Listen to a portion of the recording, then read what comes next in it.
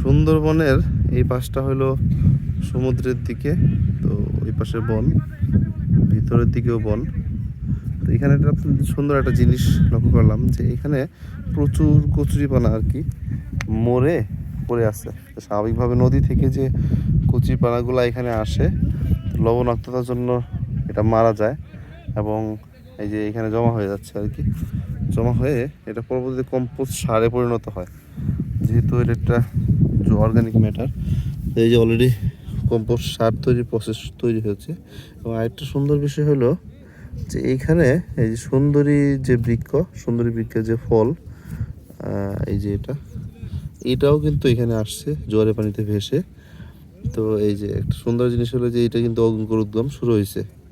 তো এটা এখানে এভাবে, তো আগামী দেখা গেছে হয়তো বা আস্তে ধীরে ধীরে এখানে একটা গাছ তৈরির প্রসেস হবে এবং বন যে বৃদ্ধি পায় এই ধীরে ধীরে এবার এখান থেকে দেখা গেছে বনটা হয়তো এদিকে চলে আসবে, পলিমাটি জমে হয়তো বা এটা একটু এক্সটেনশন হবে।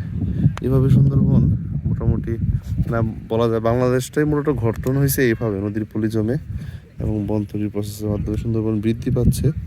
তো পরিবেশ দূষণের কারণে আবার যদি এরকম গাছ তৈরি করতে, এই যে এরকম একটা সিটপট এখানে, যদি পরিবেশ তৈরি দূষণের কারণে এই যে বন তৈরির প্রসেসটা নষ্ট হয়, সেক্ষেত্রে এটা আস্তে আস্তে হ্রাস পায় সুন্দরবনে আয়তন, যেটা রিসেন্টলি ঘটতেছে।